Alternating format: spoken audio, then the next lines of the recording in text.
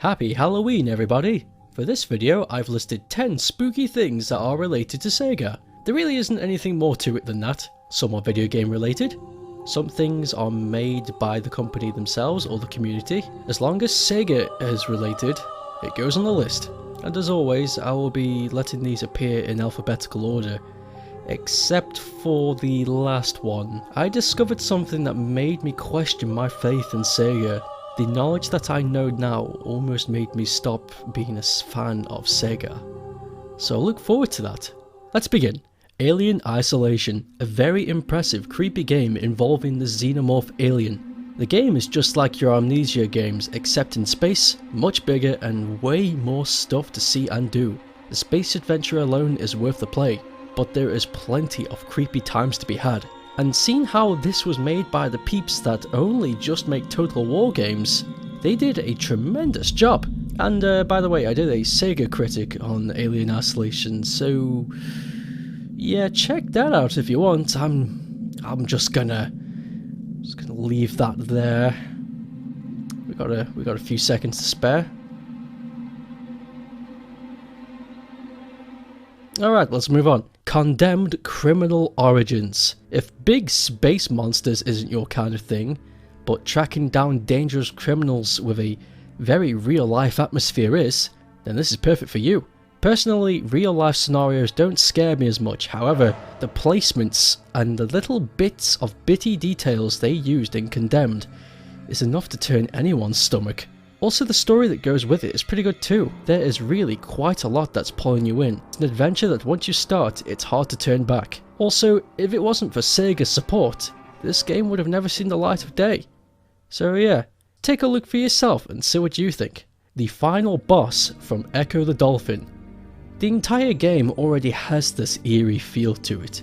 Getting lost in these endless underwater caverns is, with little to no direction, always gave me anxiety. There were moments where I really did have to put the controller down and take a 10-minute break. For a game where the only thing to convey a sense of atmosphere is sound and what you can see, it's no wonder this game is always referenced as one of the best 16-bit Sega games out there. That is until you reach the final level. Turns out the reason for your pod disappearance was aliens. You find a way to get on the ship and fight your way through until you reach the final room. With this humongous, monstrous face, the game already has me in a bind with nerves, and the final challenge to kill this thing, which by the way gave me nightmares as a kid. This is a moment that will be remembered for a long time, solely for the pure shock value of the encounter. For a lot of people, the Master System was their first console in Europe, and for a lot of countries, they had different ways of advertising it. Most commercials typically had what you'd expect, however France had their own idea, and for a lot of young French viewers who just happened to be watching it at the time, got a very nasty surprise. C'est encore moi. Tu m'as toujours pas branché. Alors sois sympa. Branche-moi sur une Sega. T'as noté? Sega. Imagine sitting there watching your favourite show, it cuts to commercials and then you saw that. I don't know about you, but having that face fill the entire screen with that voice, only to vanish as soon as it arrives with just a chilling laugh at the end, is very disturbing. Damn Sega, you could be scary. The death of Isawa Okoa. This man was the former president of Sega for a long ass time. He also formed a shareholding company called CSK, which invested and donated a ton of money in multiple technology firms in Japan, including Sega, which he had a mighty interest in, which ultimately ended up leading him towards the leadership of the company. During the downfall of the Saturn era, Sega was in some deep water, so Isawa lent Sega $40 million to fund their last-ditch effort, the Dreamcast. Despite the Dreamcast's success, Sega just didn't make the money back and was heading towards bankruptcy big time. Sega announced that the Dreamcast and all future console development would be on halt on March the 31st, 2001. However, before the announcement, Isawa donated his $696 million net worth of Sega and CSK shares. despite Isawa's encouragement to Sega to discontinue in the console business, and then he died on March 16th of 2001. It's just coincidence, right? People die all the time, but there were multiple reports that Sega having outside help from infamous organizations. Of course, we can't say who. Yet again, it seems to be a mighty coincidence that these two events happen very closely to each other, despite Isawa's encouragement for Sega to leave the console market. Probably nothing, but then again, truth is stranger than fiction. Dr. Robotnik from the Sonic the Hedgehog cartoon. To be clear, I'm talking about this one. Blue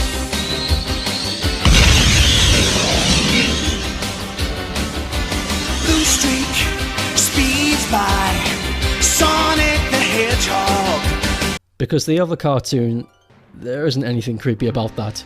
First of all, Jim Cummings did an incredible job voicing Dr. Robotnik in this show. And if you don't know who Jim is, here's a little list of what he's done. He's played a role as Shredder in the original Teenage Mutant Ninja Turtles cartoon. He also did voice work in Gargoyles, Goof Troop, and Darkwing Duck, Aladdin.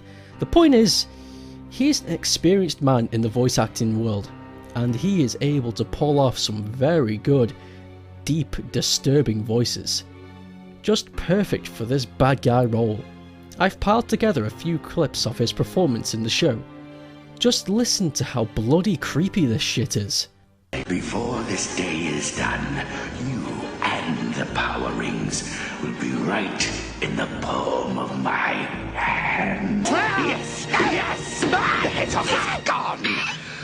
Oh, it just makes me tingle all over. Yes, Snively. Sir? Seal it. Snively, what color is my heart? I don't say a heart, sir. Exactly. Listen closely, Snively. I'm leaving now to eradicate that little freedom fighter uprising on the northern frontier. And while I'm away, I want you to take care of things. Or you will end up as the paperweight I've always wanted. Understood? Perfectly, sir. Robotnik, you bottom-dwelling scum-sucker!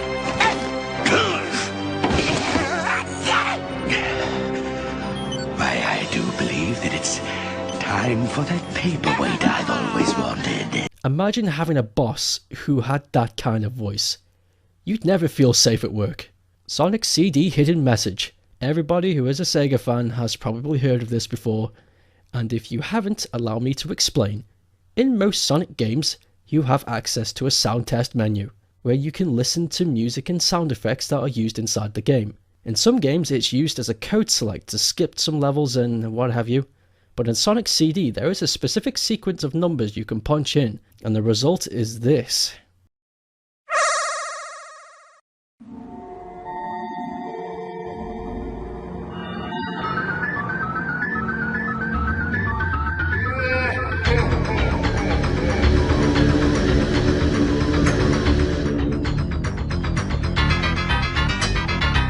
As creepy as it looks, this message is actually pleasant and has a nice backstory to it.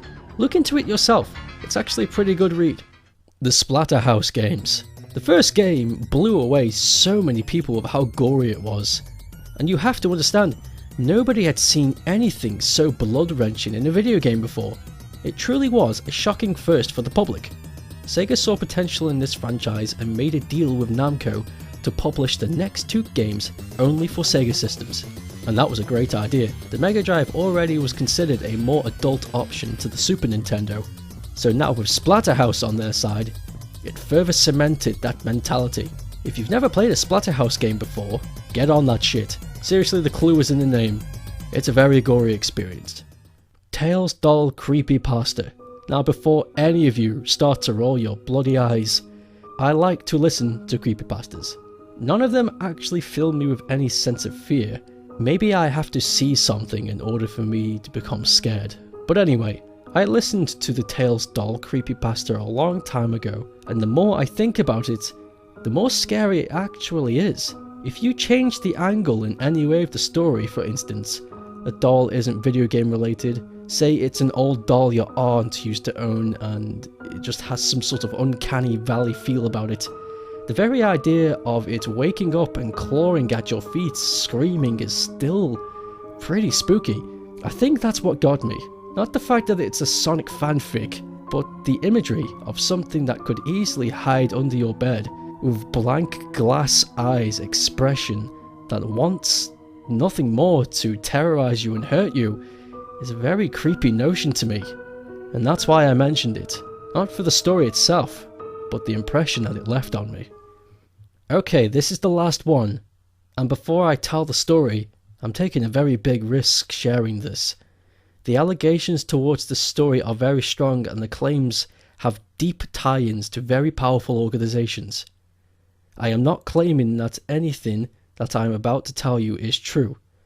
Everything I am about to say is a rumor and will remain so until government officials either prove or deny it.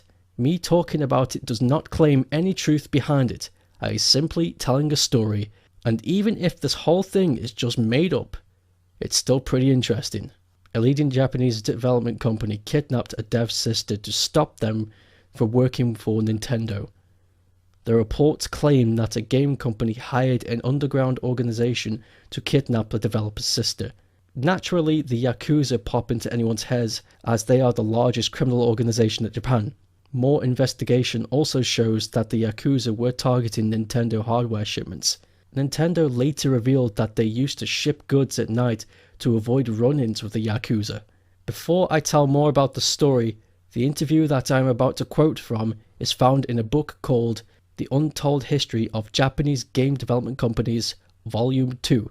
For legal reasons, all names will not be mentioned. I will read 4 quotes from the book and leave it up to you to decipher the mystery.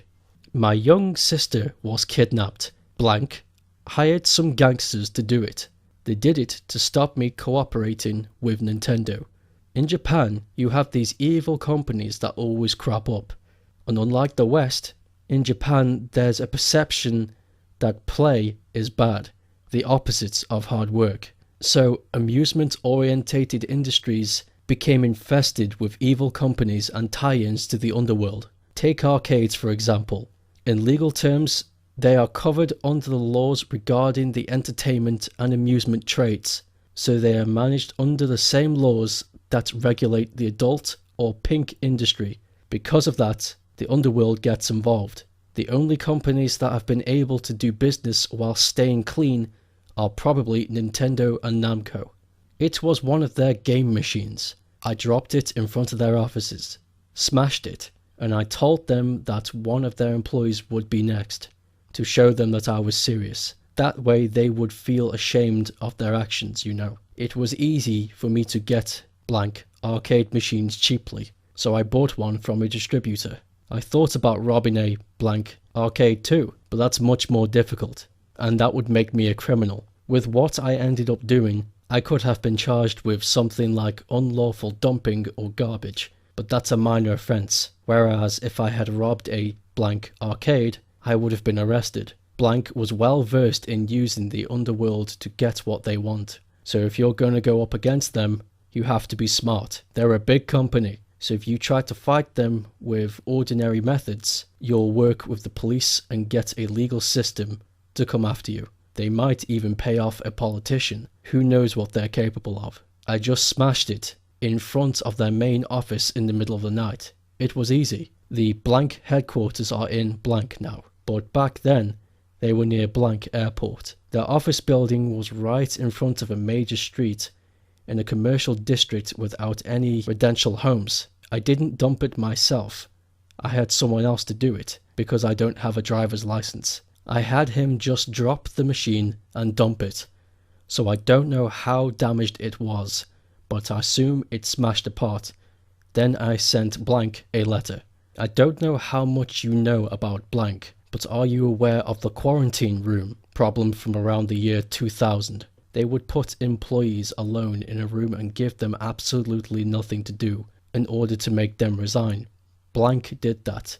and a former blank employees sued them and won. That's the kind of thing blank did back then. They didn't just put people behind a petition or something. They sent them away to a completely different floor of a building. Blank didn't just lose a lawsuit over it. They completely tarnished their image.